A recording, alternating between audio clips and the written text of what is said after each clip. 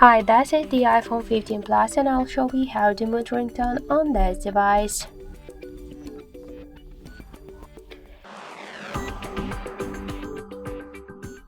So open first the settings and then tap to the sounds and haptics.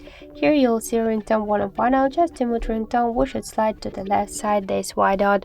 Also, we can make it with the help of the volume buttons. Just press down volume button, but first click to the switcher to activate option to change the ringtone's volume with the help of the volume buttons. And also we could activate or turn off the silent mode just by change position of our silent mode switcher by this way.